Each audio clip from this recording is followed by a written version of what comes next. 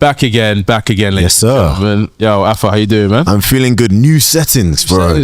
Different settings. A lovely gym, man. I've never been to this neck of the woods before, Elstree and Bournemouth, but yeah, Afo, we got a very, very special guest. Tell the people, bro. Introduce. A professional boxer. Yes, sir. To make his long-awaited comeback. I'm here. Happy to be here. Name is George Chili Fox.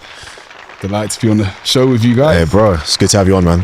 It's good to have you on. George, good to have you, bro. There's actually an interesting story about how myself and George met.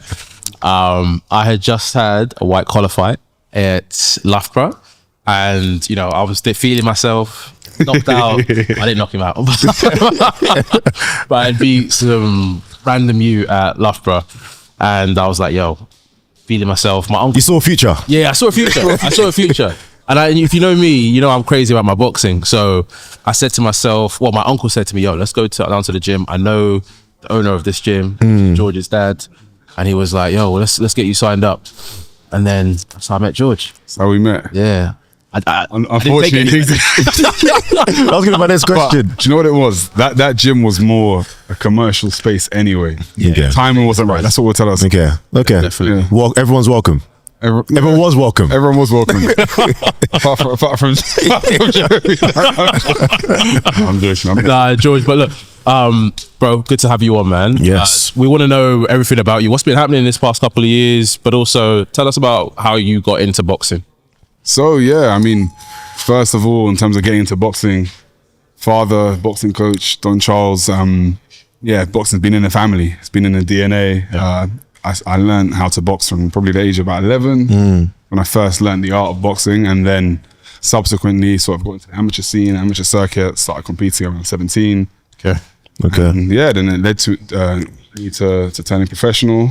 And I've had a long hiatus. We'll get on that. Yeah. So we'll come to that, but that's my sort of background into boxing.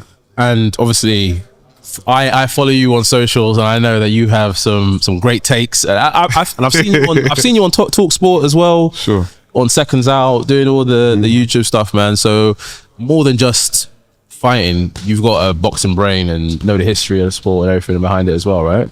Kind words. I would say as I always say, in a non-arrogant way, I'm probably a thinker before I'm a fighter, to be honest with you. And maybe that's not what you're used to hearing, but I've always had an inquisitive mind, analytical mind, reaches across sports, to be honest with you. Boxing is, I say, my first love, but football as well, which we're going to get onto later. Yeah. Talk to you about in particular.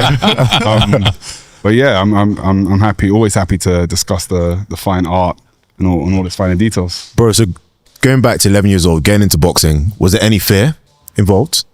So honestly, no. With me, my biggest, I was saying off camera, I'm happy to be self-deprecating. I'm not one of those people. Okay. I'll blow my trumpet when I know, I have to, or there's substance in it, but I'll also tell you my shortcomings. And for me, I've always felt very at peace in a boxing setting, always. And I think it's actually one of the curses against me, if that makes sense. Okay. A lot of people, it's that sort of fight or flight instinct, and that fear is what makes people sort of seek and destroy, and I need to get this guy out of here because he's going to kill me if I don't kill him. I've always been very, very, almost too passive. I've always been naturally very gifted from a skill set perspective, but I just feel comfortable around it. So no, not really fear. Anxiety. Everyone has I have anxiety. That's life. At losing and not reaching your potential. Everyone has that kind of fear, but not the fear of another man or fear of the actual competition. That makes sense. No. I hear it, bro. And in terms of, obviously, you've got a dad who is pretty well known in the sport as well. Doing his Shout thing. out your dad. He's boxing coach of the year, which is, big congratulations to him and the family as well. Yep. But what was that like, obviously, growing up with him in the spotlight? You know what it is? And this will resonate with you, given your family ties and whatever else. It's all you ever know. So it doesn't really, that sort of, let's say, understanding, appreciation of that, it doesn't, that's all I've ever known. There is no difference. That is my reality and always has been my reality. Naturally, in more recent years, there's been this, let's say more praise or admiration or plaudits, but my dad's been doing this for a minute, for a while now. So yeah, like I said, from yay high, that's what I've ever. Also, bro, like there's been some, like your dad's been, which I haven't really always understood. He's been faced with a lot of criticism, for sure, for the most, I'd say for a large section of his career, and now he's only getting his flowers now. It feels. Sure. Like, what was that like for you? Obviously, seeing all the hard work he puts into it.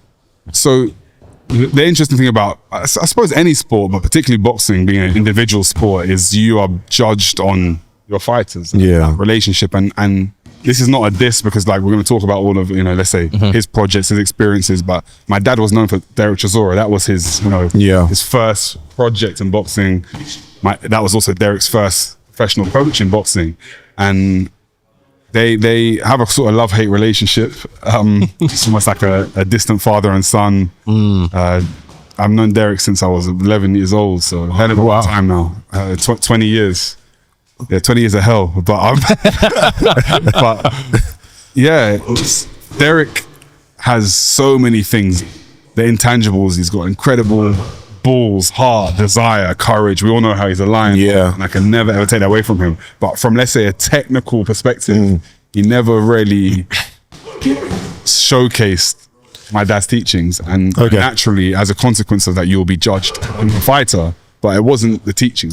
That's how Derek's interpretation of the sport is. That's his character. That's his craziness, his quirky element. Yeah. And like, I'm my father's son. If you were to judge me and Derek, we are polar opposites. Like almost too much of an overthinker. Serious attention to detail. Technically sounds, can do things that a big guy isn't supposed to do. Yeah. Derek's the opposite. Big, clumbersome, but full of desire and heart, and maybe not the fine traditional technical. Okay. So yeah. So was he always like that? So again, so you say you saw him from 11 years old. Was he like, what was he like seeing him at 11 years old? What's the difference from then and now? I think with Derek, like he's a fascinating story, because there's no person in the history of boxing who's had as many setbacks, as much adversity, as many losses. Yeah, man. But still relevant. Very relevant, bro. Today. Yeah. And he's had a lot of success as well. And what's interesting about Derek is, you see some people and from the get-go, you're like, that person's a born superstar, that person's a born athlete. I could hot him up right now.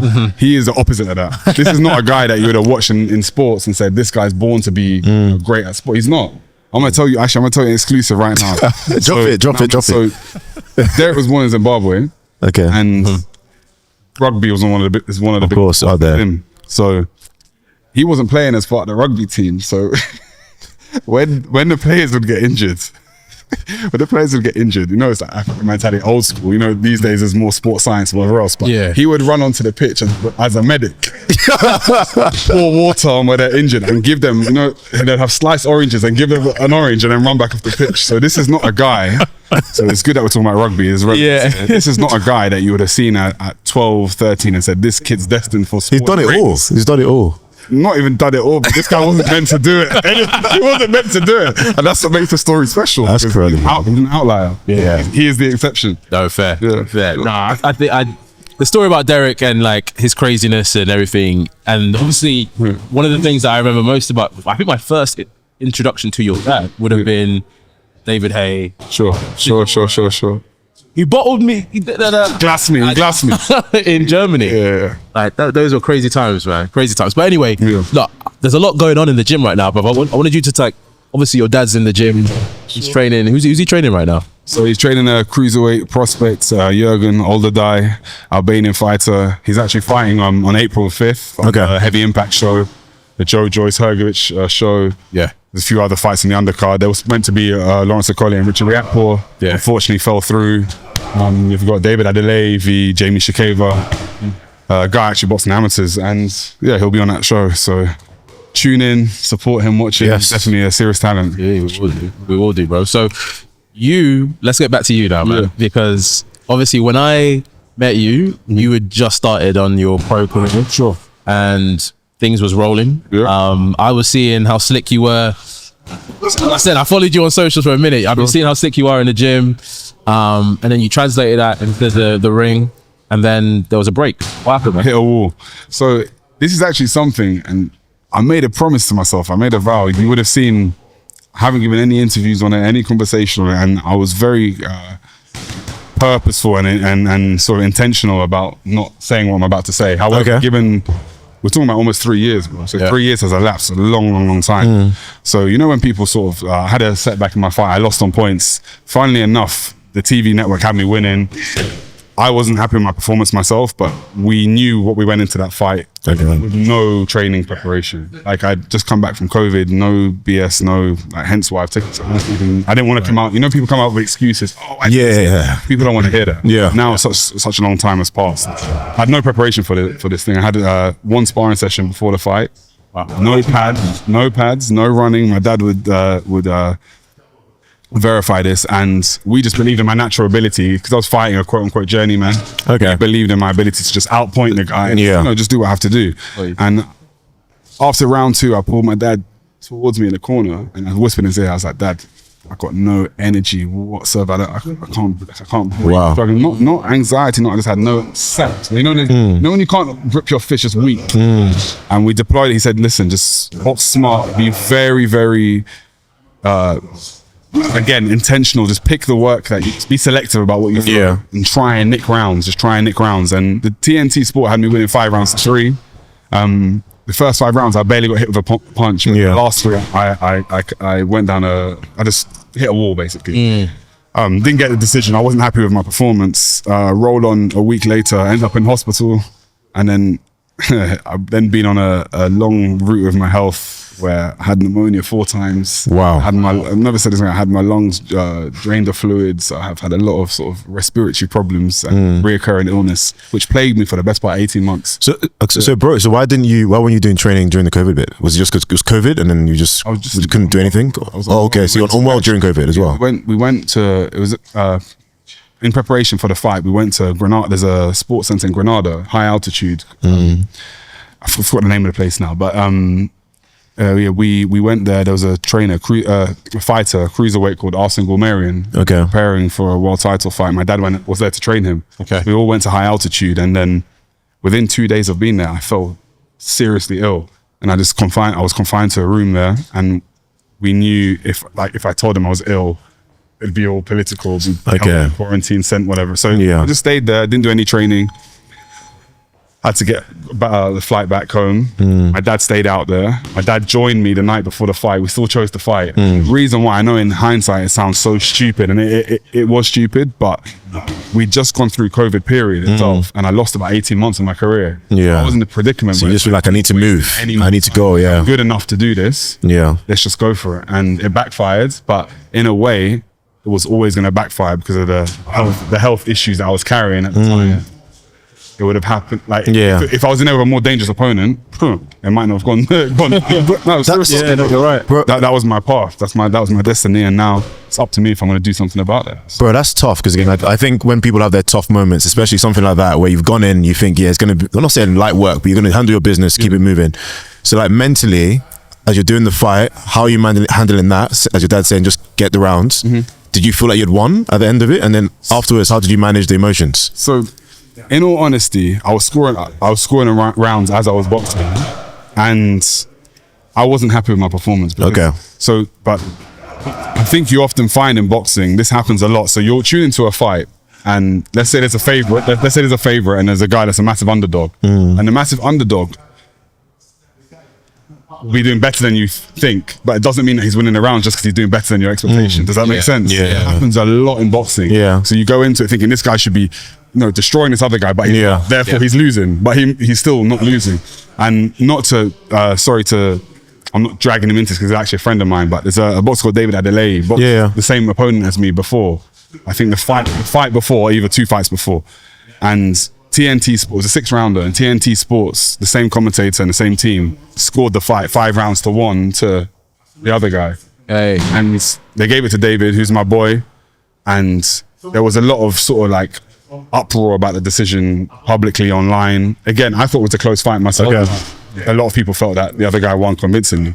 And I kind of feel like I paid sort of the price. That doesn't make sense, because when I fought him, because he's then involved in another close encounter, it was like this guy just got robbed in his last fight, and it was a massive uproar talking about doing appeals and let's not. I didn't do enough to win, and as I left the ring, I'm very sort of like self-critical, and I was so unhappy with my performance that even though I thought I could have won, I wasn't. Jez, let me ask one more. So, with what you mentioned there about like the refs, the officials. Sure. So for me, so Jeremy's more of a boxing head than I am. Sure. But sometimes I watch the fight and I'm like, I don't know how the ref is giving it to this person or that person. Like it was completely skewed. Sure. So like for you being around boxing for so long, what do you put that down to? Like, because you don't want to say, you don't want to say it's fixed, because sometimes people say professional sports is fixed. But like for you, what do you think that is? So I think with boxing, unfortunately, a lot of other sports are explicit in nature. In football, you can still have controversy with like offsides, and I know now with VAR it's slightly dealt with that to a degree, but penalty calls there's somewhat of a grey area. But you score a goal, it's explicit. In tennis, you win a point, it's explicit. In basketball, you score 2 points, 3 points, whatever, it's explicit. In boxing, it's subjective. And this is the problem. You have judges who prefer pressure fighters. You have judges who prefer slick boxers. You have judges who prefer, the guys that are making a real impactful power punches. Other guys that like the traditional or classic art of boxing behind the jab. Okay. So there's all these variables. Subjective. And then also you have this situation where there's 3-minute rounds and who's dominating for which periods of the round. Sometimes judges, the human memory, as everyone knows, isn't that reliable. So how effectively can you judge under pressure, under all the noise, under all the different variables? A lot going on. For 3 minutes. How do you know what happened in the first 30 seconds as opposed to the last 30 seconds? Do you know what I mean? So how do you weigh that up? And therefore, I think you see a massive spread. And then when the rounds are close, you may get a situation where Mr. X sees the close rounds one way 10 times out of 10. Another time it might be 5-5. So you can get this massive variance in scorecards. So I do see it, but then there is also the time or the case where there is corruption, or there is a favourite, or the belt is worth money in someone's hands, or this stuff does also happen in boxing for sure. Okay.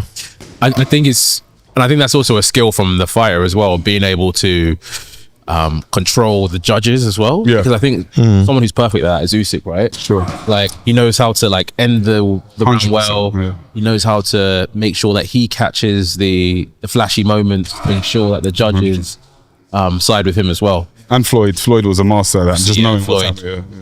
Facts, bro. So obviously you've had your setback now. All healthy, ready to go. What's the future looking like? Yeah, so initially after about 18 months to 2 years, I got back into training. Every 2 weeks I'll just break down. I wouldn't be able to deal with the demands of training. And finally for the last, I would say like 6 months now, I've had some consistency. I ballooned up in weight to about 154 kilos. Jesus. Right now I'm like 134. My fighting weight is about 125 to 128. Yeah. I've got a bit more to go, but that's nothing that 2 months. You can shake it off, And so we're just looking at next steps. I had a meeting with Frank Warren in Queensbury today, re-signing with them. Okay. Give me a couple warm-up fights, and then they've got a fight lined up for me. Awesome. Yeah, so there's a guy that we're looking at, but I don't know, a guy called Boma Brown. Okay. I don't really know much of him. I don't really know. You said Boma Brown? Yeah, do you know much about him? So that's my cousin. We're white, I'm trolling. I was thinking, wait, what? Oh, you know what? Do you know what it is? I was gonna start dissing him, but you know what? I know Boma as well. That's why I can't even move like. But I'm joking. But you know what? Wait. You know, I think I'm close to listening a little bit. I'm sure I was hearing something. You know what?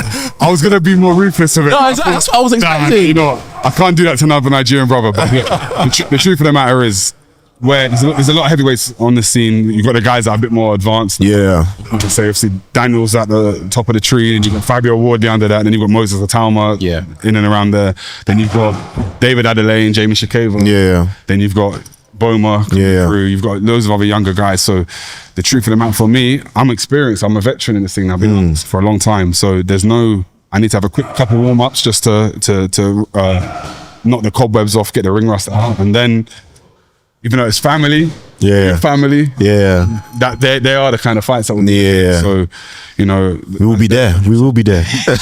Of course, we'll be there. But the truth of the matter is, whoever it may be, I know what I'm capable of. Yeah. Whoever it may be, and it's not take Boma out of it for now because obviously personal ties.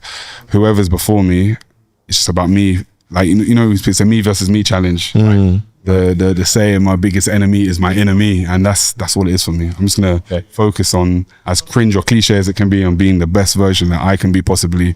I know what my ceiling is, I know my potential, but it's about realizing it, and it's about giving myself to the sport of boxing day in, day out, and also hoping that the universe aligns for me to bless me with the health and the and the strength to go and seize what I know I can do. That's it. So I guess talking about family, obviously we joked about Boma there, but like talking about family now. So again, your dad's been in your corner, kind of like coaching you like through the years.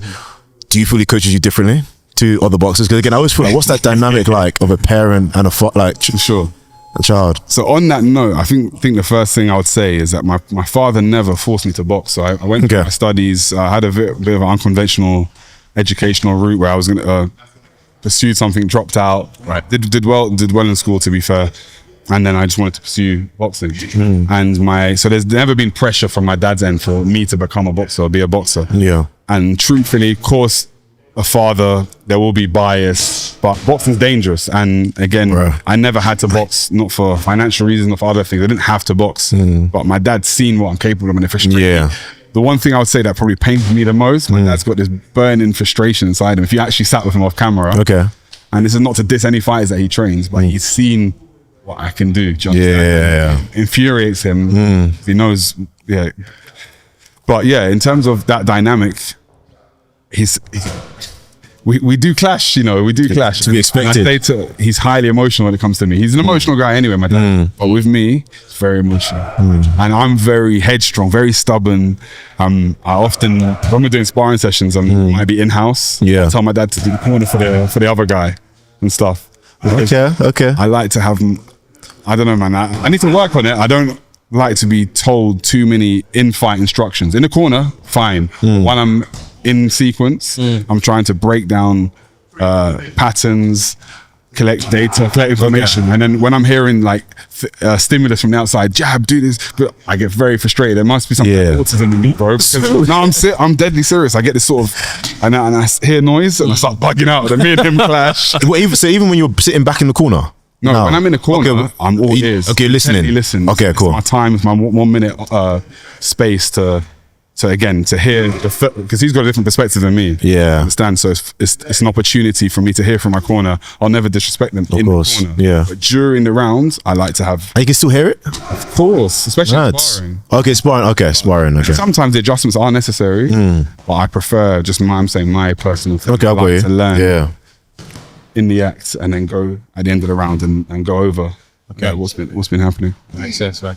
But obviously, you said that you're a thinking fighter as well. How are you in this sort of second stage, I guess you'd say? How are you gonna include that aggressive side to it? Sure. So you're getting people out of there. Yeah, so I think ultimately life has a funny way of maturing you, and there are things I find a lot of times with fighters, you see it a lot, that they have this exterior and this sort of thing that they project to give themselves confidence or whatever it may be. But me, I'm not like that. I'm genuinely, organically a confident person. And I think the most confident people can make peace with their shortcomings or address their vulnerabilities rather than masking them and pretending they don't exist. So for me, I think the two main things which started to drive me now are, one, becoming a father. You feel a greater purpose. Father to twins, so double the pressure. Wow. Lessons. And secondly, father time. Not wanting to be that man that sat on the sofa talking about what they could have done, what they should have done, that woulda, coulda, shoulda kind of stuff. I don't want it to be me. So especially, I think those two things.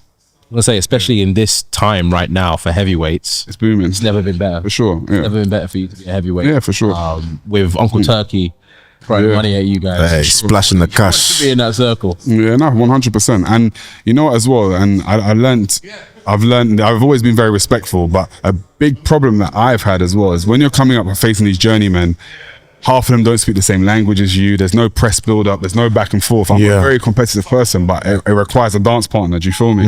And I think the more the pressure is on my shoulders, the more that these guys are telling me what they're going to do to me and this, blah, blah, blah, blah, blah, blah, blah. That's when I rise to the occasion more. The challenge feels real. And part of what you said in terms of this scene, I'm going to be so real with you, and this is no disrespect. There's a lot of guys out there I just don't rate. Do you understand? That are making good livings. People like Johnny Fisher. nice guy. I've met, like, I don't, as a boxer, don't rate him. That's just me personally. You get it? And Who else don't you I'll rate? never. Boma Brown. I'm joking. Hey, bro, yo, come down for Warrington. No, I'm messing. Honestly, God, I swear to you, I'm not in there. I haven't even watched Boma like that. Yeah. I swear that on my life, I'll be honest.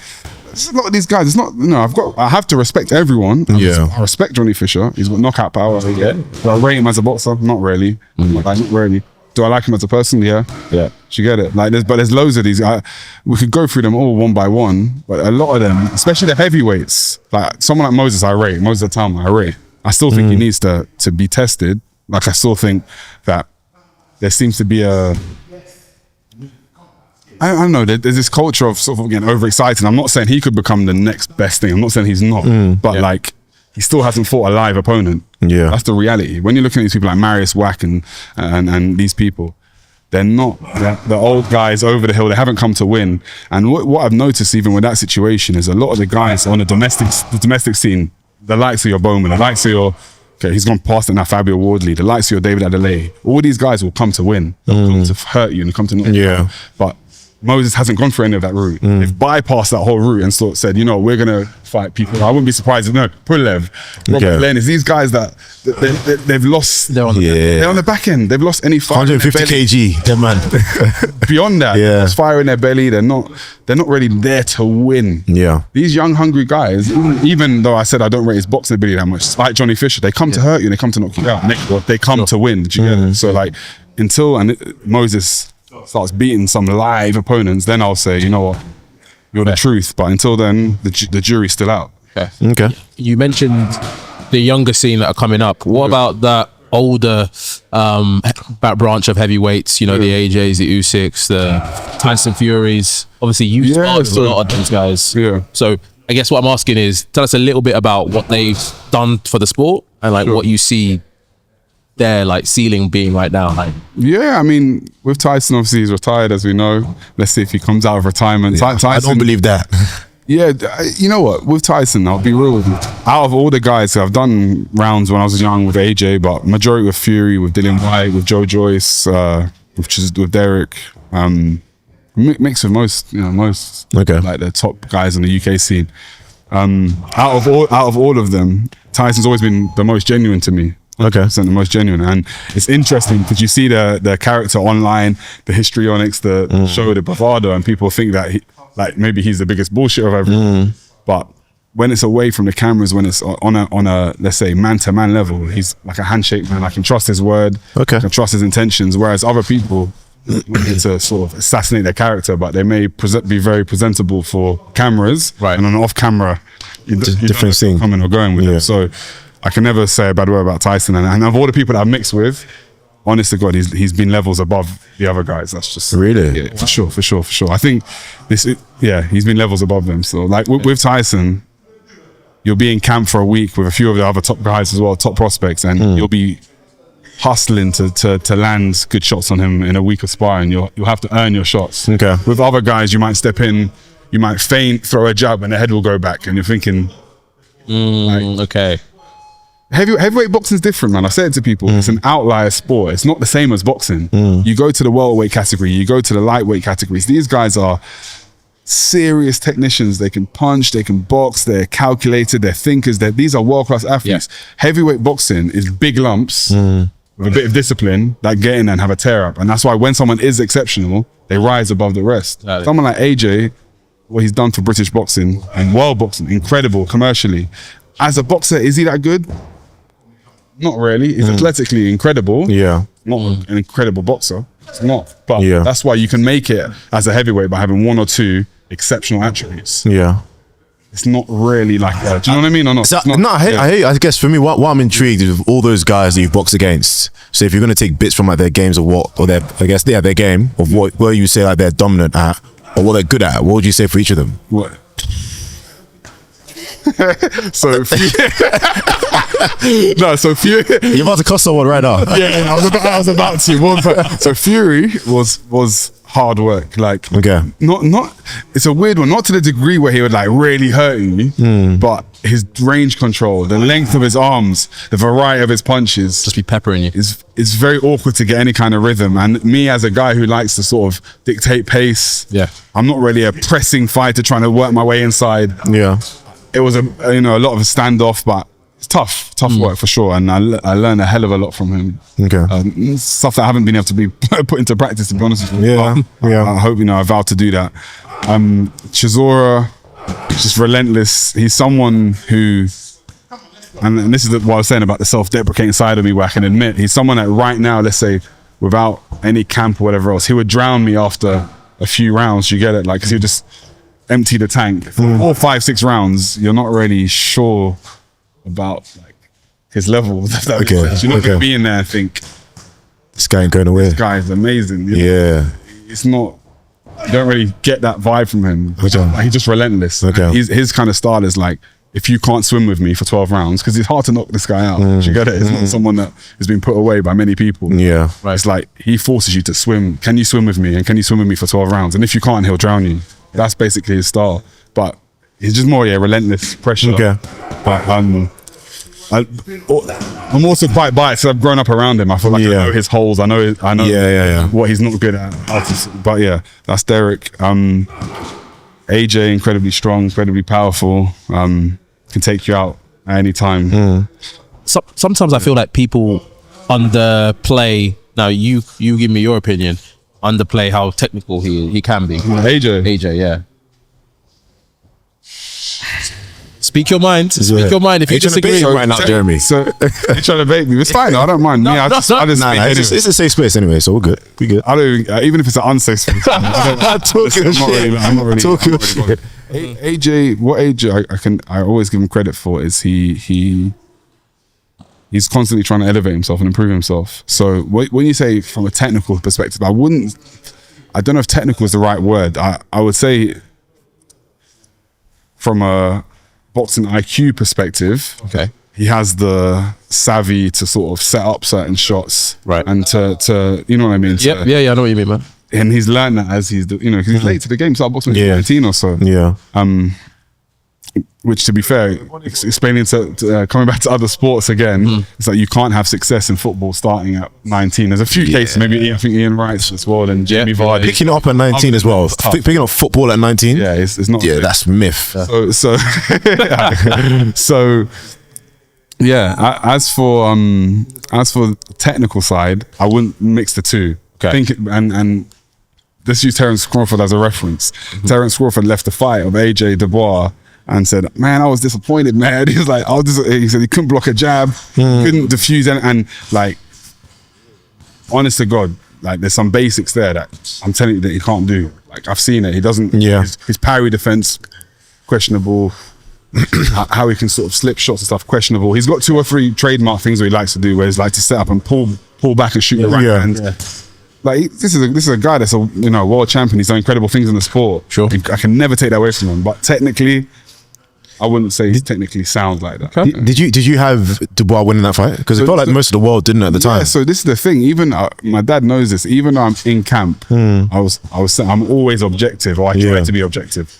And I've been part of the camp where like Chisora was training for Tyson Fury. And I'll come to my dad and I'll say off camera or off away from the scene, from training, whatever. I say, Dad, don't know if you can win this fight, man. I just don't think, like, because I know the 2 fighters.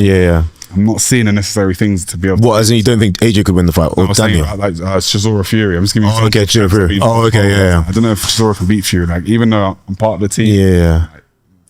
With this one, I was worried, not because I didn't think Daniel could win, but Daniel, off the last fight, he fought Hrgovic, and everyone saw obviously he took a lot of shots.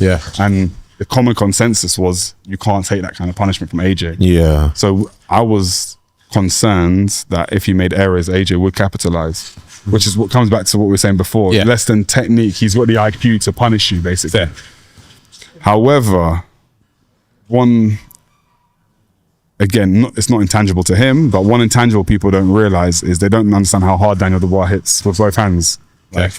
He hits, and to use myself as a barometer, I haven't achieved certain heights in boxing. I still have got a lot to achieve, but I've sparred everyone. I've boxed amateur, box pro, and I've never been dropped. I've never ever taken a shot, been on a knee, been hurt from a shot. To be honest with you, but the only person that has hurt me, didn't drop me, and he wouldn't even know that he hurt me, was Daniel. Okay. He was sparring a few years ago, and he can generate power from minimal. Like some people have to really load up. He can just pop the shot and feel it. Feel the weight of his hand. Okay. He's got that kind of superhuman strength for sure. Yes. And Rob McCracken, AJ's ex-coach. Yeah. There's an interview. I'll send it to you later. He basically said that there's no shame being knocked out by Daniel Dubois, and he's trained AJ for years. Bear in mind, he said I've taken Dubois on the pads when he was 19, and he says to this day I've never felt any power like it.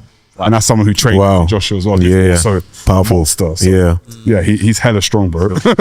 Like he's hella strong. And that night he was relentless. I was there, bro. He was lazy. It's like, and I know I'm going on. No, bro. Again, it was mad to experience. I was saying before, another thing that people don't realize is Daniel got his contract or deal with Frank in Queensbury off the back of hurting Anti-Joshua in sparring. All the sparring stories were coming out. This young Daniel Dubois, he knocked out AJ in sparring or rocked him or whatever it was. He hurt him in sparring. We've got to sign this guy up. So for him, and knowing how his dad is and how laser focused they are, from him, all he's known since he was 10, 11, 12, 13, whatever, 14 years of age was, I need to be better than Anti-Joshua. Get it? I need to, for the last decade, let's say, I need to be better than Anti-Joshua. That's the guy at the top of boxing. Before it was all about the king and the kingslayer. That was all the talk in the press conferences. So he had this sort of fixation on, that's the obstacle. Like an obsession in a way. It's an obsession, that's what I'm saying. Yeah. And whereas AJ, from his perspective, it's more like, is this guy even worthy to kind of be there? Daniel was the champion, yet AJ was ring walking second. There was all this, and I know a lot of the team, the guys know me. We've had our catch ups from KD to Michael Jarman to whatever. We talk. We've opened up. We've had our debates. Yeah. Like even some of let's say not from them, but from the AJ team and stuff. It's like, you're gonna come to the after party afterwards and all this. I'm like, you don't think this is a walk in the park, bro? It's like, nah, trying to sell the motive. Levels like that to be talking about this as if this is not Floyd Mayweather v old Arturo Gatti or something. Right. This ain't that. So I was always, part of me was like, these guys are overlooking this. But I don't think AJ did. I think deep down, because of his sparring experiences, and he knows what my dad is sort of on from a spiritual perspective and a relentless perspective. I think he was worried. Yeah. That his team would be easy. And everyone was saying, AJ's back. Yeah. Respectfully, he beat Ngannou and Otto Wallin. Like, respectfully. Yes, it almost, and I think sometimes when stuff like that happens, I think people forget what happened beforehand, because with that Ngannou fight, immediately everyone's like, AJ's back.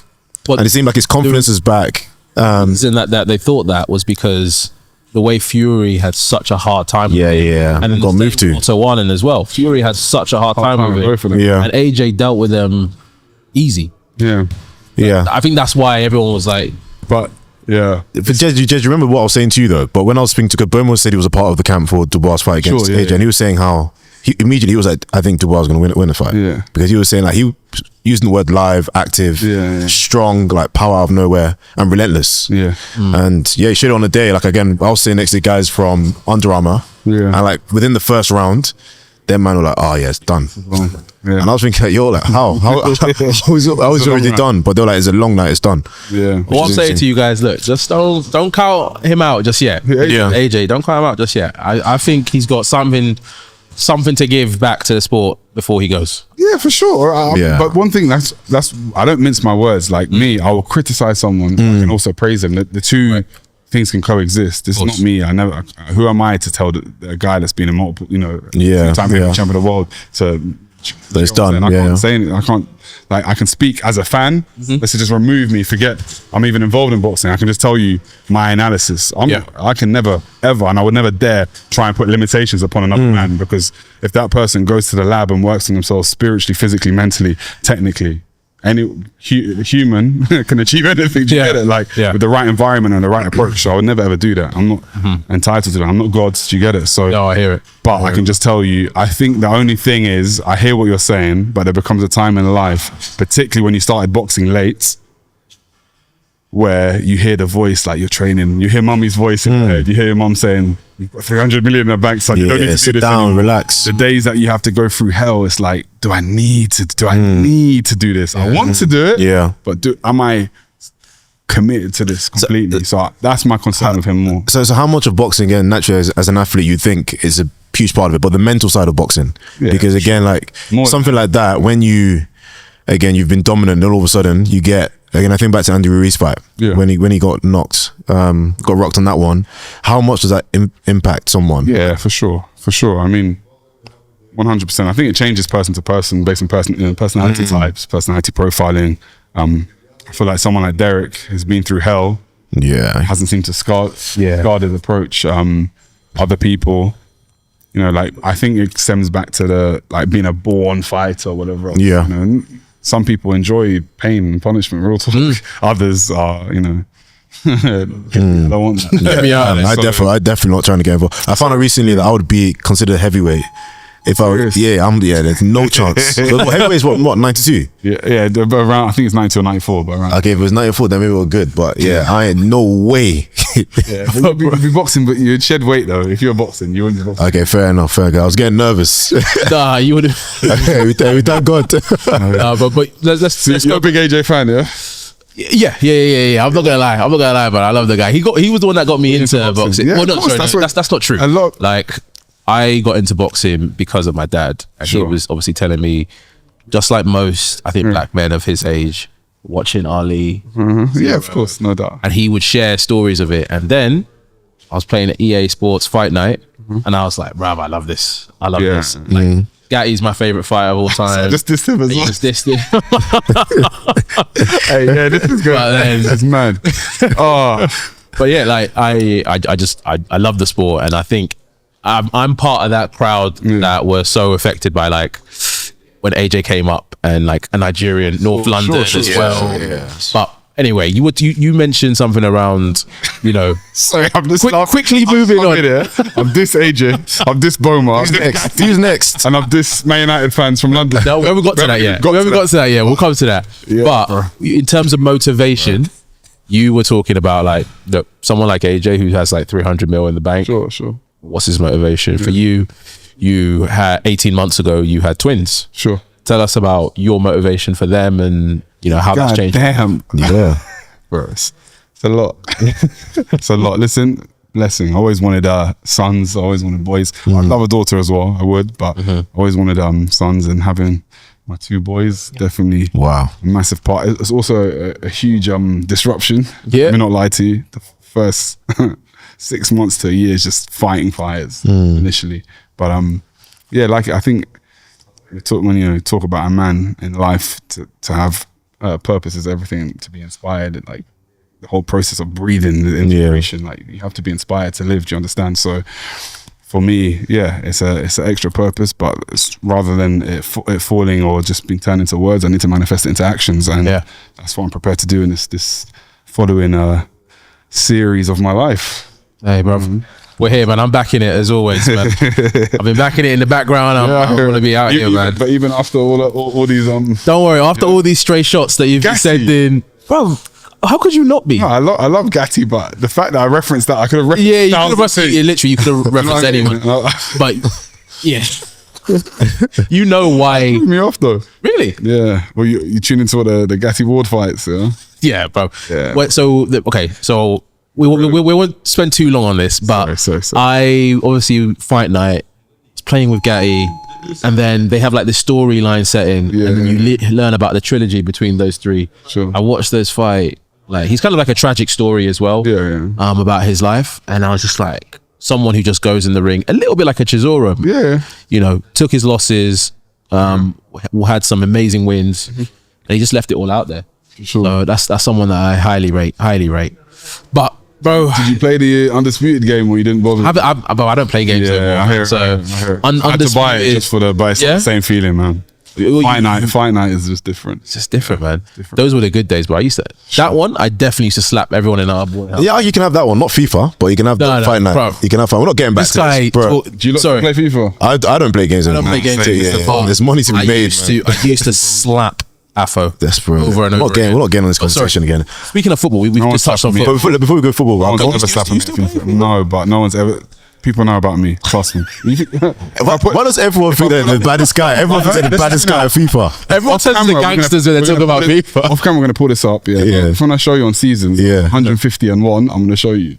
Okay, so you're legit. Okay, you're legit. So, well, sorry, you're taking a screenshot of that. Okay, we need that. Anyone watching this, we need that. At least one of you will know about it. Bro, so something I want to ask you. So you obviously mentioned with your twins now. Yeah. So for the parents now that see boxing and immediately like, it's too dangerous, it's scary. For you, one, would you allow your kids to box? Nope. Okay. And two, for the parents that say, like, what are the benefits for doing boxing as a kid? Okay, so first of all, I would let them box if they were good enough. That's the first, you can see, if they're good enough. I'll let them. However, and also as a heavyweight, it generally is safer. And the reason why is you don't have to make weight. So, a lot of these injuries that happen and these brain injuries and any of these traumatic events and deaths lately, we've seen a few of them, they won't happen typically to heavyweight boxers. Okay. That's because of the fact that on a cellular level, when you're hydrated, the cells are cushioned and they're functioning properly. And, you have that cushioning between the brain and everything. Okay. So the fluid is important. And these guys that are making weight, sometimes, they're going through hell to get those weight advantages. There may be a natural big guy trying to box at a weight below and they'll strip themselves of all the nutrients and fluid. So you often find the injuries and the traumatic things happen to any person that has to make weight. Yeah. Often, not always, but often. Regarding boxing as a whole, it used to be in the part of the curriculum, and it's something that I'm working on another project that we may touch upon later. But yeah, I think it's incredible for society, for young men and women, but particularly, and I know we live in this world now where because of equality and everything, so you have to gender politics and racial politics. I'll try not to touch on it too much, but I'll speak as a man. Do you understand? I can speak as a man. I'm not saying that women shouldn't box. Those words haven't left my mouth. But the identity, I believe in certain things. And as a young man, having discipline, having foundation, knowing how to use boxing as catharsis, as a route to sort of alleviate anger and aggression and focus it and channel that energy, it's very, very important. And we can sit here talking about knife crime and society at large and all the problems that we face, but boxing, for sure, is something that can help a lot of people. And even some of the names that I mentioned, look at Anthony Joshua and maybe the path that his life was heading on. You look at Derek Chisora, the fact that he got involved or put towards directed to boxing by his probation officer. So there's a natural relationship here between unruly kids, maybe kids that are a bit disenfranchised or a bit lacking direction, and the sport of boxing helping to center you. No, that's good. Jeremy, you letting your kids box? If they're trying to get involved in that? No, I'm a big You're open advocate to it for kid. Well, again, I'm not gonna get into the gender politics of it all, but in particular, I am a big fan of boys for having a space to display their aggression and let that aggression out. And I think mixed martial arts, if they want to do judo, mixed martial arts, karate, all of that, rugby, like something physical, that they can actually release some tension that I think these young boys have. There's, like I was listening to Anthony Mackie. I don't know if you've seen him. Talking about his sons. Talking about his sons, right? Yeah, they're trying to cancel him. About boys be boys. Yeah. I want them to have a space where they feel safe to be boys, but like obviously in a controlled. Yeah. Right? I don't want them finding that on the street somewhere. Sure. 100%. But yeah, even touching upon that, I know I don't mind getting controversial, but talk about it. I was saying before, I think unfortunately, it's not even controversial actually. I think, and I like I said before in another way, talking about I can't cap AJ's greatness or his ability to define himself. Who am I to do that? Likewise, if a young woman, a young girl wants to go and achieve their dreams, I am the first person to support advocate. that. However, what I find that society, a mistake that we've made is we've really sort of congratulated and praised and awarded a lot of, let's say, masculine principles and things within work, society, sport, and it's created this thing where there's almost like a pursuit for these masculine principles as opposed to sort of applauding feminine principles and maybe valuing them and awarding them equally. Does that make sense? And like I've always said this, and I don't. There's some, I know so many. I've worked with so many incredible women in sport, in business. However, like I don't think we quite realize, being a mother, you're raising the next generations that roam these streets, that interact with other people, and I feel we've taken away from that so much, and rather than rewarding that both financially and with praise and with the care and the love it deserves, and it's not a limiting factor. That is the biggest gift that you can give to the world, you can give to the earth. And I think, it's just we're forcing these male principles down everyone's throat, and it's like everyone is using that as the standard. Improve women's football, improve this, and for me, there's like, I don't know, there's another way of doing that. This is my personal opinion. I just don't want to over masculinize every principle in life. That's just my personal. No, I think if you, I'll take a look at this from a different perspective in terms of like young boys, and over the past, I'm going to say 10 years, there has been them being told, don't be too masculine, don't be too men. And instead of looking at like great role models, like, I don't know, let's say your dad, for example. Yeah, right? sure. Great models like that. A father, family man, has his business, is successful. Instead, and like sort of putting these guys up as people for them to aspire towards, to be like, you get people like Andrew Tate who come out, who is the opposite, he's showing a form of masculinity. But that's not the direction that we want these young guys. And because there's that gap in the in there, like these guys are going towards him, and they have the loudest voices going to him. And obviously, I want to be fair. I disagree with the way this guy, the messages that he puts out. But because he's filling that gap, that's why these young getting the reactions. Well, you think about the series that's come out at the moment, Adolescence. That's similar. Basically, I guess based off that kind of mindset from Man. Absolutely. And 100%. And I think it's reinforced by popular culture and all these nonsense artists that just spewing pure foolishness. I don't listen. I don't even want to get started on that. But fair enough. It's reinforced by all those clowns. And it's not great for our young boys for sure. So, bro, talking about like the loudest voices. So, of course, you got the influencers, the YouTubers that are in boxing now as well. So, it'd be good to talk on that. Like, what's your opinion about YouTubers being in boxing, bringing more attention, celebrity boxing, all of that? So, you know what? I've had a lot of change of thoughts on this. Initially, I wasn't critical of it, and I understood that the new audience that was being brought, more eyes, more viewership to boxing. But then lately, I've got a bit more of an issue with authenticity, and I feel like I don't feel like it's something that we can reverse either. I think it's just what it is. It's a new world. It's this new technological revolution, stepping into a way of thinking, way of behaving, different metrics of success. So I don't think it's reversible. I'll be so real with you.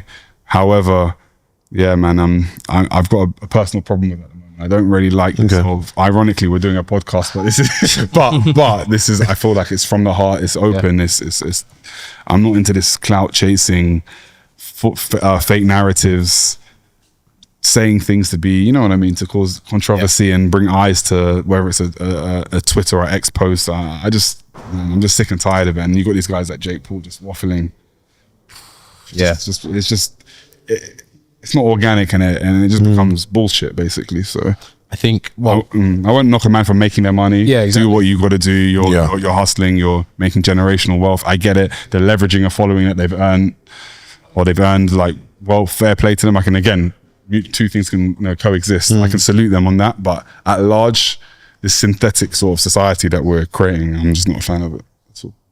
Bro, I tend to agree with you on it. I think that when people give me the argument that these YouTubers have helped raise awareness of boxing, I tend to disagree. I actually tend to say that what's actually been making the boom of boxing right now is the fact that we're getting the fights that we want to see because of Uncle Turkey and Saudi Arabia. And that's actually raising the awareness of boxing, because I think the biggest criticism we've had for the last 30 years has been we're not getting the best be the best. And now that we are getting that, that's now the reason that we're getting eyeballs to it. No, you're right. No, I agree. But I think it is interesting though, because no doubt there is a new audience. The youngsters view things differently. I think for us, we're probably like the last age group, maybe a little bit younger than us, but say 25 and south, they don't really understand. I was in Saudi for the recent card. Obviously, Daniel Dubois was supposed to fight Parker on that show, and there's a fan in the stadiums asked me like who would win, Beterbiev or Jake Paul. He asked me, and he was with a straight face. So the concern that I have with this is that these guys don't actually know. So I agree with what you're saying. So I don't know. Could you get called out? So let's say one of those celebrity boxers. Is there a number that could be like? Well, for me, of course. Okay, so one of them you don't mind. Yeah, knocking them out in front of the world. Yeah, if you went into like a misfits and started boxing non-boxers, teach them a lesson. Okay, fair enough. Yeah, okay. You could see it as being part of the circus, but I would very clearly ascertain and show that this is a circus. There's levels to this. Dismantle the circus. Dismantle the circus. I'll leave. Okay. The clowns with eggs on their face. Get it? So eggs, you know. Really. Talk about eggs. Speaking about eggs, bro. Talk about it. Talk about eggs. What's going on here? Bro, Eubank and Benn. Oh, sorry. Yeah, cool. But I was like, what's every time I hear eggs, I just think of Ghanaians. That's what happened in Ghana 2 weeks. Back from Ghana. That's when I hear eggs, it's like, what are the Ghanaians up to now?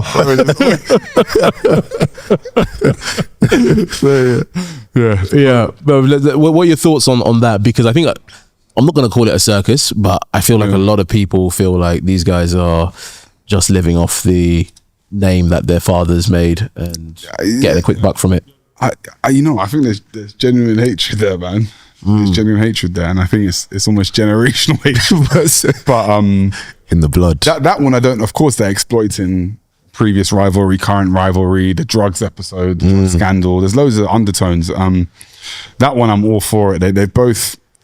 Okay, it's hard to use the word earn their right. They're gonna get paid a hell of a lot of money. But that one, I don't have any. I don't have any issue with. They're two professional boxers, both reasonably talented. They've done a fair amount in the sport, and they're about to go to war. I'm sure it'll be a good fight. I'm sure it will be. I have my personal opinion on sort of, let's say, their doping history and whatever else. I think I'm not. Funnily enough, even though the guy could have been on limitless pills and I still should have beaten him, but like my opponent also got tested positive for banned substance and got banned for 3 years. But he was obviously using while he fought me as well. But it doesn't mean I should still should have easily beaten him.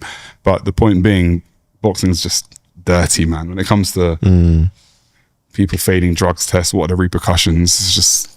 You don't think there's enough history of boxing, man? People don't realize it's like they've got a short memory. Look at the people that failed for performance enhancing drugs. Mike Tyson, Lennox Lewis has failed drug tests. Go and look at the list. Evander Holyfield. The list is extensive. Roy Jones Jr. Go check. It's extensive. Wow. That have found things in their system. It's extensive. Do you think that changes your legacy? Do you think that should be attached to you're not totally great? Do you know what it is? Look at Canelo. Everyone's forgotten about. Do you know what I'm saying? Yeah. Everyone's got a short memory. And the truth of the matter is, and again, I would say, I don't even know if it's a controversial take.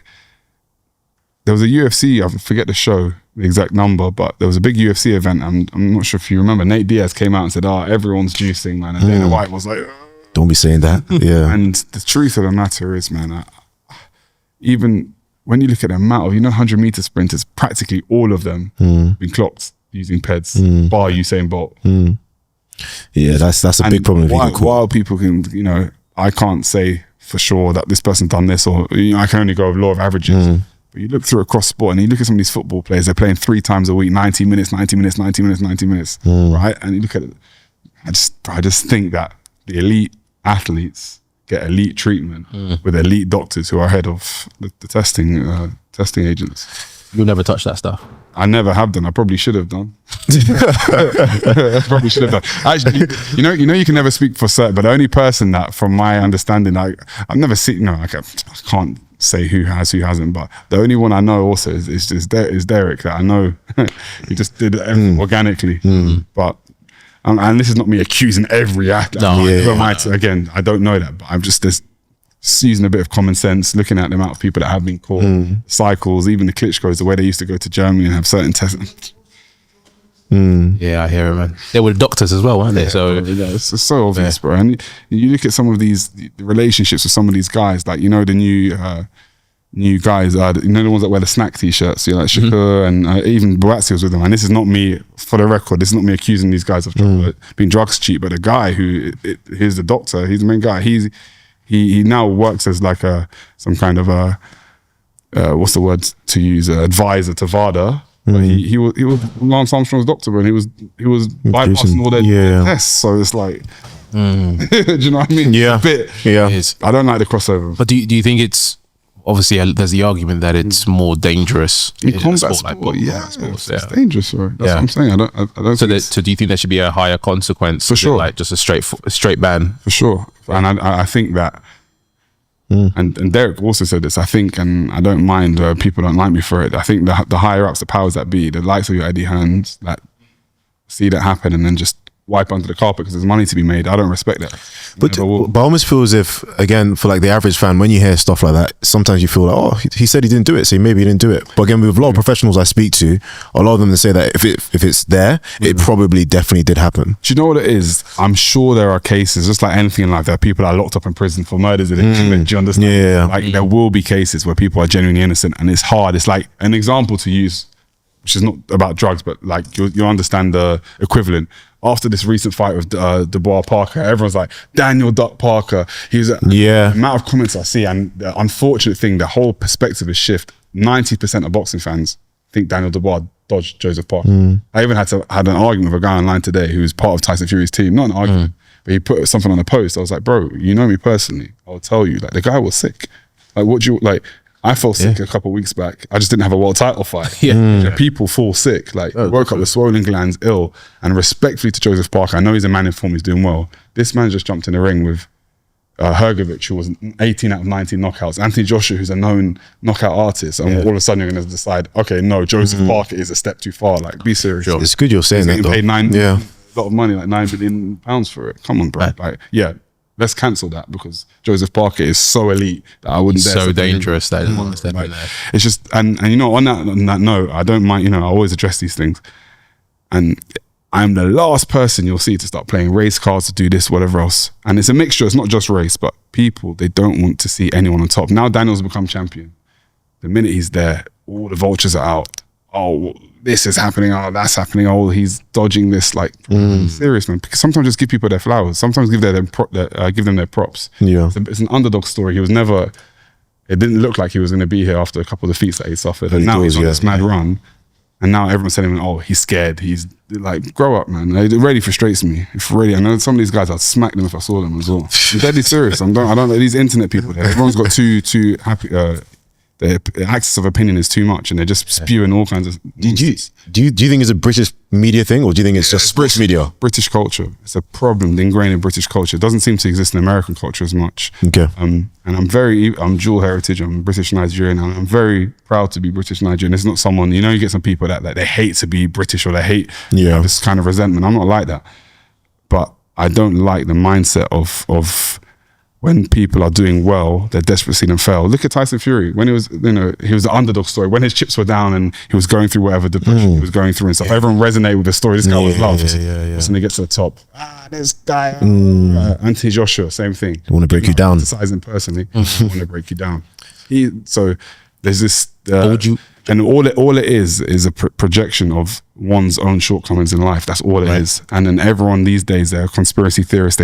If you're equipped with information, you're part of some kind of circle, or you're, you know, then fine. Like, straight speaking, I'm entitled to express my opinion. I've been in the ring. My father's a coach. I'm in and around this scene. There's things I know. I can speak. Don't just sit at home saying, "Oh, you don't know what you're talking about." Waffling. No, I hear you. You're passionate about it, bro. Oh, bro, it's annoying. I see some of the comments. I'm like, oh, you're so stupid. It's unbelievable. And someone's like, show the proof. Bro, he hasn't got cut. He hasn't got a broken his bone. What do you want me to do? Collect his sputum, collect his mucus and deliver it to you? Yeah. Foolish. No, I feel you, bro. I hear it, man. Speaking of foolish, Arsenal's football season. What kind of switch? What kind of switch in that? Speaking of foolish, you know what I mean? Nigerians from London supporting our club in Manchester. Hey, bro, embarrassing. Biggest club in the world. So yeah, China and India distorts all the numbers. Now, maybe not a massive club, but that distorts the numbers. Go do your research. Look, we'll come back. Go do your research. Most watched club in southern England. Go check who it is. Is Young Arsenal? Yeah. Go check most watched club in most watched club in listen, I can't read that. I did not. Did you drive it? Oh yeah, of course. Yeah. Okay, yeah, it's okay. Forget all that. Tell us about your season and like how you're feeling now that coming to the business end. So you know what? I'm very passionate about this. We'll be talking about this for hours. Yeah. So I'm a big Arsenal fan. Not even a casual Arsenal fan. Not even a passive Arsenal fan. Go to away games. I'm very invested. I'm in a big Arsenal group with a few of my boys. Shout out KJ and Farouk, two main guys on there. But yeah, this season's been disappointing, and I'll tell you why. I think people like to drag this sort of rhetoric or this narrative that Arsenal are bottle jobs, they're going to continuously come short. And although, like, if you collect the last 3 seasons as data, you can see second. There is a theme. I think it's quite harsh because you look at Liverpool, they finished second to City like 5 times. I mean, the 2 City sides we finished second to have been very, very good. It's been tough. I mean, we won we went 16-1-1 of our last 18 games last season. You can't ask for much more. It's tough. This season, I think, is just, sometimes you get those cursed years. You're right. Injury, Odegaard out 3 months or 2.5 months, Saka out for 3+ months, Martinelli out for 6 weeks. The early red cards in the season where we seem to be getting players sent off for things that other people wouldn't be spoken about this.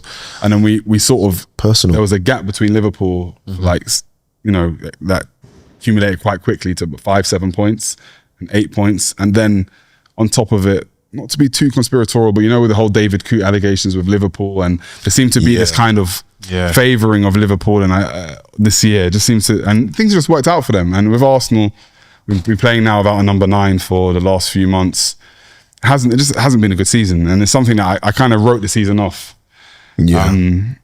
But the most frustrating thing is when we lost to City. So the frustrating thing is when we lost to City, we lost to, they're a good side. Losing to this Liverpool side feels cheap. I can't explain it. They just don't feel good. They don't seem good. I don't watch Liverpool and I'm like, wow, these guys are. It's Mo Salah, bro. Yeah, he's relentless. He's literally relentless. Numbers have been incredible, and he just kept them afloat. And I don't know, like, you saw the PSG tie, them getting knocked out, and to be fair, PSG were the better team over the 2 legs. You saw the cup final the other day. They're not a side that you'll say, oh wow, they're scary. But the Premier League quality has been terrible this year.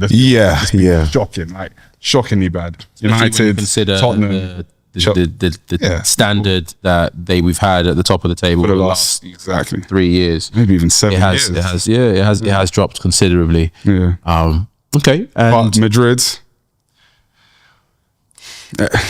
Madrid have what Arsenal don't have in terms of those explicit match winners, those guys that score low XG goals, like there won't be an opportunity. So, and they have the magic of the cup, this curse. There's some juju there, bro. Whatever you want to call it, there's something there.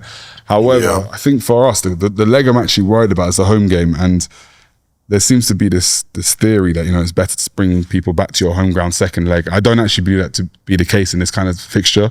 I think the reason why is that if we went away to Madrid first and let's say lost and we had to chase a lead at Arsenal, Madrid will just set up in transition all day. I'd rather have a tight game at home, try and nick it by a goal, even if it's a set piece, and then go to Bernabeu knowing that you're playing low block, making things awkward for them, and you're the team that, like, I like that style. But you think Arsenal can do that? I think my concern is with Mourinho as a 9, because Mourinho can't move, he can't run, he doesn't have the mobility. It's not even fair to do that to him. It's not even fair. So I'm concerned by that. I'm concerned. I don't see how we're going to score many goals, but hopefully Saka's back. I'm hearing that he's on course. But even that, for me, Saka being back, I see that's a problem. But I see that's a problem. Like, this is someone that had an operation on his hamstring, and they're now bringing him back so quickly. I don't think we're going to do much with the Real Madrid game, but going back to going back to the first leg. Like that, bro. No, listen, it's in God's hands. All I can say is in God's hands. For me, I see the first legs as like similar to boxing, where the first couple of rounds you're feeling it out. So maybe that's what we need to do. Kind of feel it out. Just be defensive. See who's gonna feel it out against Madrid. Do you know what's wild? Though? Do you know what's wild? Go on. Have you seen? Opta Stats have us as favourites to win that game. Yeah, I saw that. But I don't know how. I don't know how. And I'm gonna be honest. I'm being honest. I don't know how. Like if we had all our shooters, maybe say, then I'll be like, do you know what? I back ourselves. We can do something. But reality is, we can't. They're struggling to score. And against a team like that, where if you can't put your chances away or create chances, they're just gonna get 1, 2, 3 games. I'll tell you something though. I think they're gonna beat us at the Emirates. However, if we win the home game, we'll go through. I promise you. Remember, You think we'll get a job done at 100%. Bernabeu? If we win the home game, we will go through. Hey, but you're forgetting what the Bernabeu is like. If we win the home game, we'll go through. Remember, I said this. I don't mind. We were gonna wages. If we win the home game, Sorry. Get the timestamp. No, Let's please. cut it. If Can't wait. we win the home leg, Oh, this is gonna be we so will go through. This is gonna be Thank so you. sweet. Yeah, listen, but Thank God's you. Hey, I grace, can't wait, man. Yo, you know what? My dad's an Arsenal fan, so But we're not going to win the home league. No, we're not though. Yeah. I don't think we will. fair. Bro, so did you ever play so in terms of football, did you ever play like academy or anything like that? I didn't play football like that. But I'm a handy goalkeeper for real. Like, Okay, not yeah. just saying that. No, that's Okay. There was. That's a mad response. No. I'm legit. Like, the thing is, I played a lot of sports, at a good level. Random sports as well. I played table tennis to a good level. That is crazy, bro. Table tennis. I played Nigerians basketball to a good love level. table I played tennis. basketball to a good level. Did you, Let me tell you a story about basketball. Go actually. on. So my name's George Fox, if you didn't know, and you weren't. It's one of those make believe stories. There was a time I was playing for a team in Islington, Okay. and we had a scout that came over to watch a game. You could not make this up, and he was inquiring. Like at the time, I was like doing well. I was like top 3 point scorers in the league, top 3 assists, top 3 rebounds. Like I was doing well, and I was a bit for UK standards. I was a big guy. Yeah. US, I'm a You're point guard. small forward. I'm 6'8". So you're 6'8". So I'm like a small. Oh, okay. So that's like bronze. So, I'm yeah. yeah, but the point is, here I was always playing like a center or whatever else, but I was a shooter. Do you understand? That was it was a strange one. But anyway, fast forward, I had good basketball IQ. The scout was here, and he's like, I want to speak to this guy. And he saw Fox on my jersey, but he was just inquired about me. He pulled me over and we had a chat, and he's like, "What's your name?" I said, I'm like George Fox. And he paused. He was like, huh? He's like, well, you're not going to believe this, but I'm here from Oregon in the States.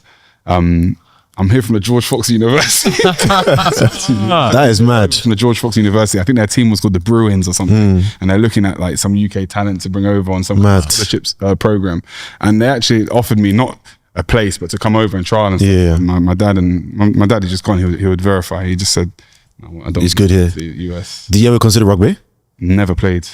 I was thinking 6'7", 6'8", you could have done a job in second row. Never played. Now, honestly, I'm telling you, there's no talk is cheap, but I can play sports. Any sport will show up. I'll be so competitive. You'll be shocked. Like there's stories even random. When I was on Camp with Fury in Vegas, Right. Me, David. Actually, David didn't come. Me, Jared Anderson, and Jordan Thompson. We went bowling. So like it was like called a no tap contest, and we went to this bowling lane in Vegas, and there's a Nevada State Championships. Yeah. There's people there from Arizona that are doing in different places, neighboring states. And they said to us, like, you can have a few games, but you're gonna have to pay to enter the tournament. Okay. So we've entered this tournament now. We're all in our tracksuits. Everyone's come with their bowling gear. They've got their towels to clean their, they've come with. It's serious. It's serious. We just wanted some games. Yeah. Had to pay like $150 each or something. Oh, wow. But we're here now. Like, let's play. Bro, I got like 200 and something. People are coming up to me saying, how long have you bowled for? This. I said, bro, I'm just here to bowl. 200 at some points, that's impressive. Yeah. I'm gonna show you the picture. Yeah. Too, I got. Like, Oh, I mad. don't bowl. But was that just a big performance though? Because sometimes you can have our day. Was it your day? No, but 202 is not. You got to have like anyone that bowls knows 202 is not. It's not your normal. day. Yeah. You got to it's a decent score for like. That's impressive, bro. How many times have you been to Hollywood Bowl? 5, 5, yeah. 6. Well, maybe not in my life. Maybe as a kid more. But Yeah. The last few years. That's impressive, bro. I can compete. It's impressive, Anything man. I can compete. You've been working on some really interesting projects as well while you've been out of the ring as well, bro. It'd be Stay busy. really interesting to hear you share some of that with the audience. Yeah, so I opened up a brothel where What's it called? so, yeah, man. Yeah, just a couple projects. One of them is I'll have to be quite tight-lipped on both of them. Okay. But one of them is in the TV space. Okay, cool. Doing something. Hopefully, we'll view of selling it to one of the major distributors, probably Netflix. But it's sort of like an amalgamation of football, boxing, reality TV. It sounds wild, doesn't make sense, but it will make sense. Okay. And yeah, just sort of like British history. Okay. Ingrained within that. Knives Down campaign, multiple elements, but that's cool, like, man. cool story. And hopefully I can tell you about it more. It's going well. It's part of what I met Frank Warren about today as well as cool. boxing. So that's that. And then the second one is a project I've been working on for a little while now, a couple of years, where it's in the health space. looking to sign a deal with Waitrose as we speak, because it's in the supplement range, but it's not typical. Okay. I know everyone will say that, but it's a niche product. There's nothing like it. Generally, there's no, let's say, direct rival. Okay. So it's sort of a merge of two different spaces. And I still have to be careful about what I say on camera. But Are you partnering with these guys, or is it a product you've created? Oh, impressive. It was actually a bit of a backstory. Because of my health problems that I had this long line of supplements that I had to take, and I'm terrible at being disciplined and making sure I take them at the right times of the day. Yeah. There's so many pills, and take this with a meal, and this an empty stomach, and this at this time, and I would often forget just because of the task of being a dad, work, other things. And so I designed this sort of convenience product that works without having to sort of ingest any pills. It's effective, direct, straight to bloodstream, and it's a merge of two different sectors. So we're solving multiple problems. Well, a doctor, you know, and a doctor now. Okay. Fair. Anti-Joshua hater, FIFA killer, Arsenal lover, doctor. A good doctor, bro. Shit boxer.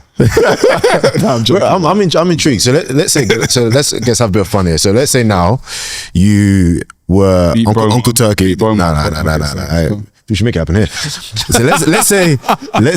Has he been down here? You know, he told me off camera. Yeah, he's been here. Yeah. Off camera, he told me that he thinks I've got Boma's number because he's seen what I'm on. But Impossible. We're ready. We're ready. At least be honest. Listen, we're ready, bro. You're just telling me something. No, we're ready. Listen, we'll FaceTime. We'll make it happen, bro. What do you mean we're ready? You're just telling me a whole. Nah, we are going to make it happen. Listen, I know we are, but why? Let's talk to Frank. Cameras. Let's call Frank. Just because it's cameras. Both of you on the Frank now. Let's make it happen. It's patent. It's done. It will happen down the line. We're ready. The problem is you can't be changing. Hey, Boma, listen, we're ready for whenever it is. You already know that I'm on your side, man. Light work. Me? Yeah, light work. We're ready. Just watching that whole interaction. But what I'm trying to say though, so let's say that. Let's say gonna go south now. This whole podcast. I'll never be referred to as light work ever. That'll be a good. You know what? We will do the face off on this pod. And when it happens, it'll be exciting. But let's say now you're Uncle Turkey Pops, I'm into it. Yeah, go on. So what, are you related to Boma? Yeah, It's Boma's cousin. Boma Brown. Yeah. So we're having banter on it. I'm telling him I'm gonna beat him when I and he's scared. We need to make it happen, man. They're both on the Frank. It can happen. So yeah, well, who are you gonna say? You know what I mean? Yeah. That post time. I love that. No, but I'll just give you one. What he's got can't be taught. What George has got. Okay. I can tell you that what he's got can't be taught. It's about discipline, staying in the gym. That opinion. But if it's his destiny to go and prove, time is ticking. It's not about Boma, by the way. Time is ticking. Yeah. This is beyond Boma. It is, yeah, This for is sure. beyond Boma. Boma is our brother. He's Yeah, our for sure. brother. Unfortunately, in the same weight category, if they have to fight, may the best man win. And I know who that best man is. Jeez, we know as well. There we go. We will be there. We will be there. I really need tickets to that one. Man. Yeah, so really need tickets. So let me actually ask my question. So the question I should ask here, we've just been going off topic. So let's say now you needed to make, like, you were kind of doing a card now, yeah. Sure. So which 5 fights would you put together across all the divisions? Of course, you and Boma's going to be you and Boma's going to be the big one. But which other 4 are you putting in Which other 4 fights? across any weight division? Jake Paul, Krusty the Clown. No. Let me think about who would I put? Current, or like, are we talking mystery fights? That could be interesting. We'll do current. Yeah. So that's a tough one. I want to see the Nick Ball and Inoue fight. I want to see that. Okay. Inoue v Nick Ball. I want to see that just because Nick Ball brings hell. Yeah, he brings pure hell. Beast, Big ball fan. He brings hell every fight, and Inoue is Inoue. So I'd love to see that. I want to see. I don't even know. I don't even think it'll be a good spectacle, but I want to see Shakur v Tank. I don't think it'll be a good watch. I think Shakur's style, he'll just try and be super disciplined and keep everything at range. And Shakur wins. I think so on points. Yeah, I think he does. I would like to see. What else would I like to see? Some of them are being made though. Like the Canelo Crawford, I always wanted to see it. Okay. So we're going to come on to that in a minute because he's stepping up several weight categories, but I always wanted to see Canelo Crawford because I still have this question mark around not Canelo's greatness. He's an all-time great, but against, can he fight world-class boxers who can move their feet? I'm not sure.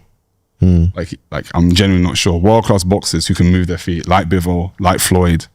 I want to see, and the only thing that's making me unsure about Terrence is the fact that he's stepping up multiple weights. Yeah, right. I don't know if he can carry that weight, and Terrence does like to have a tear up. That's the thing. He's not as disciplined as, let's say, a Bivol or Mayweather. They will relentlessly stick to a game plan for 12 rounds. Yeah. Terrence will hold his feet and try and hurt you and trade with you, but he's got that sort of dog, that street in him. If that makes sense. But that is another fight. Other fights I would like to see. I don't know. What about you? Any others? For me, from a boxing standpoint, I would love to see.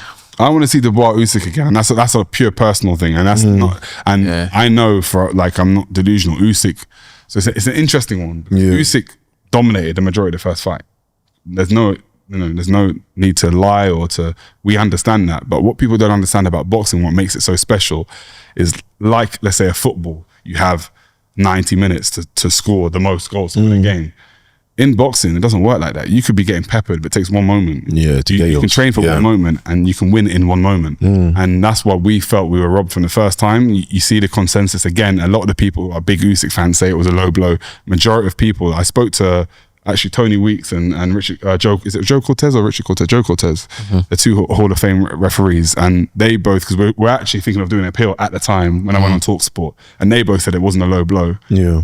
Not coerced into saying it. Their take wasn't Just, a low blow. Okay. When you watch fights, when you watch Floyd Mayweather, when you watch, I can show you thousands of, like, stabbing the belt line is just a standard. It just happens in every fight multiple times, and they never get called low blows. So I personally thought it was a wrong calling.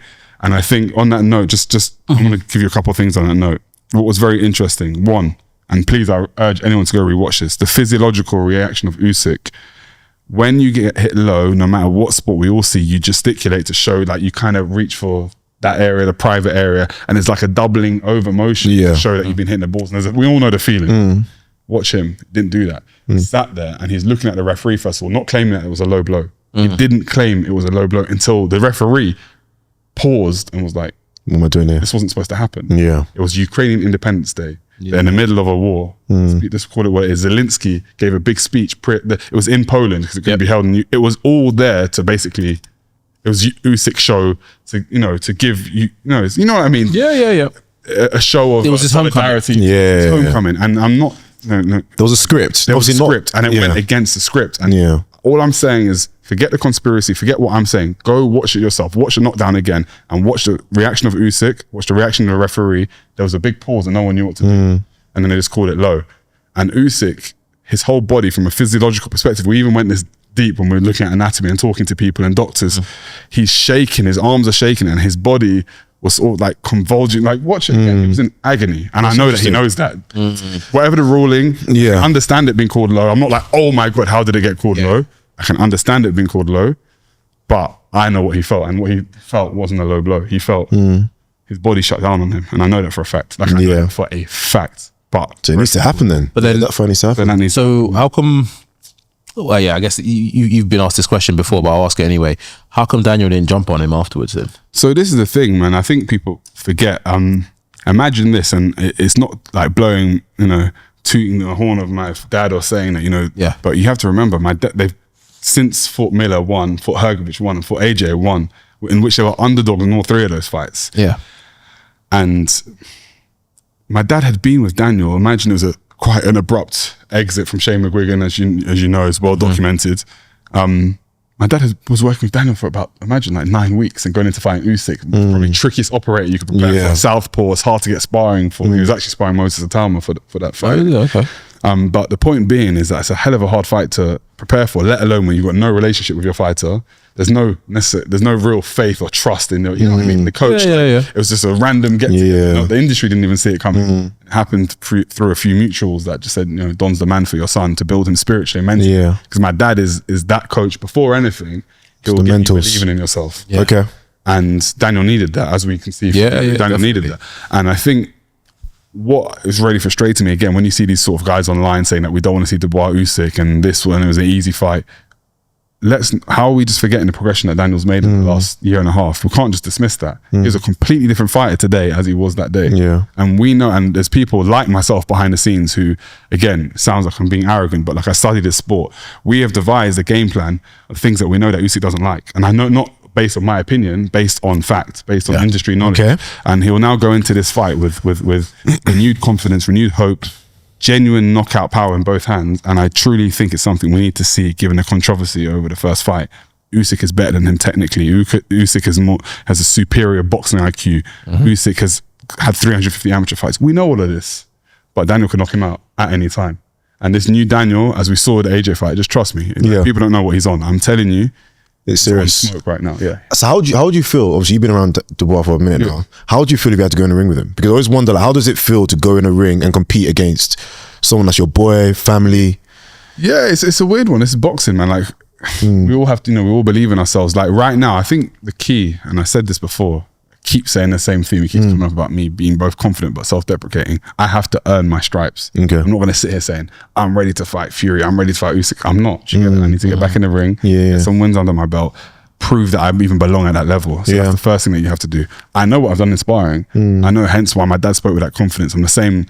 These are like untold stories that never just have been on camera. After Fury beat Chisora, he's come to the dressing room, he's grabbed my dad, he's like, you need to get your son back in boxing. He's one of the best people I've ever had in the gym. Like, he can be a world champion. Like, what's he doing? Dad's having to explain to him, oh, he's sick. I've had all of these things. I'm one of those people that say, the most famous, least famous, if that makes sense. Like if you went into the industry and spoke to, let's say, you're Dylan Whites or this person or Fury or this guy, they'll be like, you know what, George, like, he's good, man. Like, he can do something, but then haven't shown nothing. Do you get it? So, so for me, I believe in myself. I've sparred Daniel. The first time I sparred Daniel, he beat the crap out of me. I went to, when he was training with Shane McGuigan, we went to spar him. I was, in truth, I can be quite arrogant. I was like, this guy's just a stiff robot. He's gonna be shit. That's what I thought. So I was all blasé. Yeah. Get in there. The guy jumped. Boom, boom, boom, boom, boom, boom. I'm like, okay, this guy comes with intensity. Yeah. Came back the next week. I knew what the plan was. I'm not gonna say too much because I don't want to give away what I believe his weaknesses are and stuff. But I knew how to then navigate the spar. And what to do. And let me not say too much. But the point being, we're all fighters, we're all competitors, whoever it may be. The only person I wouldn't box in the ring is my dad. Because that's my father into this planet. Other than that, anyone can get it. So what would you, so let's say now, for people that don't know your dad, like, what would you say about him as a coach? Like, what makes him a great coach? What makes him a great father? Two questions. Great coach, great father. So my dad is very highly spiritual, man. Highly spiritual, highly emotional, but that it can work both, for and against him. But he will give you full love, care, and support, like genuine, and from a place of being genuine, being sincere. He puts everything into it. Like, trust me, man. Like some coaches, you kind of know that you're just another number to their stable. Does that make sense? And they're gonna go out and they're gonna get their 10% or whatever it may be of your price, and you're just a kind of another, piece on a conveyor belt. But my dad pours everything into. Well, if he's investing in you, he'll think like, if he's like, don't punish, like God, don't punish me. But like, actually, let me not say that. Let me not say that. Do it. He could be going to, like, he could have a fighter going to war with Satan, bro, and he would say, my fighter can win. Do you get it? Like, he would believe it to a delusional perspective. Like, my fighter can win. Like, we're gonna win. And that confidence, when you have that true confidence behind you, it helps a lot for sure. No, and as a father, it kind of extends to that. He's always, it's strange, we're super, super close. It leaves me to my own devices. We're not like, sort of like dependent. Some people are super dependent on their parents. Not like that, but he just, again, if I ever need him, always be in my corner. Has always advised me with sincerity, with hope, good morals and principles and ethics, and and that's it. Shout out to Pops, man. Shout out to Pops, man. Look, bro, thank you so much for having us here in this space, bro. Honestly, there's actually a few other topics that we could jump on, but we don't want to be here all night. And I can talk, you can see, right? But, that's what we love having on the pod. So, but like we've discussed so much about like setbacks, comebacks, your kids, bro. Just tell us the final question. What do you want your kids to remember you by? Sure. But then also the boxing public to remember you by? Sure, that's a big one. I'll do the boxing one first. Okay. I think we haven't managed to speak about it, but like I want to. There's a lot I want to do for with boxing infrastructurally in different countries as well. I've recently just came back from Ghana, with a massive say fighting population from West Africa, from Nigeria, from Ghana. You're looking at Israel Adesanya. I know they're based elsewhere. Anthony Joshua. You're looking at Ngannou from Cameroon, neighboring country. Kamaru Usman. All these guys. It's a huge talent in you know. Let's say it's a fight. They're fighting nations, and I want to bridge the gap of the diaspora going back to quote unquote home, and you know, making sure that there's a relationship there for boxers to give back, to host big fights in Africa, not for a situation for where I feel like Africans are kind of exploited. Sometimes they get sent here on like 2 weeks' notice to fight some prospects. These are guys with extreme talent, and I, you know, I want to be someone that stands for. I want to achieve in my own boxing career. I want to go on to reach my potential, reach my ceiling, whatever that may be. I know what I believe that to be. Let's give it my all, and do something bigger than boxing. You know, like I said, bridge certain gaps and see what I can do within the sport. I love that, bro. And as a father, it's tough because I'm learning every day. There's already mistakes that I've made as a father. I think it's important to show up for my kids every day, to make sure that I'm as good a role model as possible. Again, extending those virtues and principles that were taught to me by my father. I think there are, you know, we talk about like generational trauma and learning from mistakes of your parents and whatever else. There are things that exist. Even me, I've been a massive, not a loner, like I'm a social person, but like I didn't, like my parents split when I was quite young, do you understand? They've always been great friends, but that's sort of passed down to me in a sense that I've never truly understood the sense of family enough. Right. I've always been kind of on my own mission, preoccupied with career, business. I'm an only child as well. I don't have brothers, don't have sisters. So for me, it's my first opportunity at understanding what family means, family life, and making sure that I at least give my sons the best chance at life to be good, upstanding citizens. And that's it. Well, that's beautiful, bro. Of course. Yo, George, thank you for coming on, bro. Sorry, I'm a chatterbox. Oh, we appreciate you, man. Love. We appreciate you. that, bro. We see you in the ring, but we appreciate you. Thank you, guys. Absolutely. Yo, so guys, that's us, the Sports After Party podcast. Hey, Over to like, you, Afo. comment, subscribe, show us love. That is the Sports After Party podcast. Thank you very much. Welcome to the Much love. party. I'm a different type of rock star. I got class and I got Henny overflowing up my shot glass. And yeah, I know I'm not a keeper, but can you be my mama seater by the time I'm done with